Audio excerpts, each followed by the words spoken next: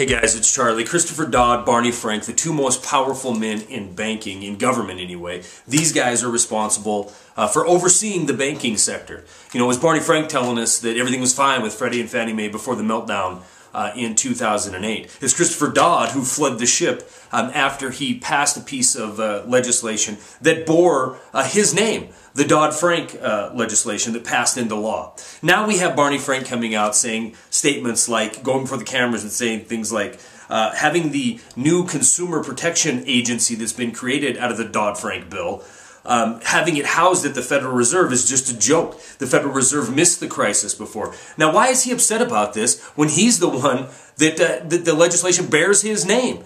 See, this is the kind of bait and switch you get with DC. When the doors are closed and they're cutting deals for the too big to fail that finance their re-election bids, they will do what it takes to serve their true constituency. That is the ultra-wealthy, ultra-elite. And when the cameras turn on, they got to come out and say something in order to get re-elected come the next cycle. The banks love this because they quote, it alleviates their concerns that an independent entity would ignore the health of the financial system. What financial system? We have a financial system that is bought and paid for by the blood, sweat, and tears of the citizens of this country. You know, if it wasn't for the trillions of dollars that went to bail out these institutions, there wouldn't be a too big to fail financial system. We need to let this system die. Because what happens when the Federal Reserve gets its way, when it completely is 100% in control of this economy and this government? I'm going to tell you what happens. Another article that I'm going to attach to this video will also tell you what happens. They're coming out saying in an article from Huffington Post, they're going to be coming out in the next few days telling us about how there was no wrongful foreclosures in the foreclosure gate scandal that's going around.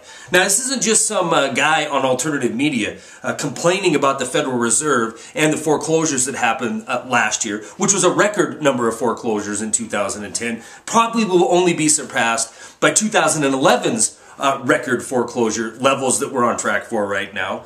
But not only is it just me saying this, or the facts saying this, you have 50 states' attorneys general who are signed on to investigations to investigate the foreclosure mills that are around this country.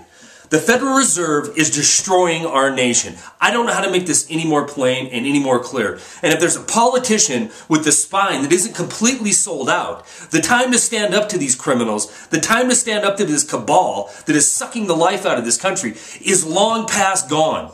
We need to end the Federal Reserve in this country. We need to end the stranglehold that the too big to fail banks have on this country. The American people are falling by the wayside, and pretty soon we will end up in banana republic status. I know Japan just had a major earthquake, 9.0, with a devastating tsunami. But we have our own devastating tsunami going across this nation right now. It's called austerity, and it's being implemented to pay for the crimes of the too big to fail and their masters at the Federal Reserve. Stories are attached. That's all I got.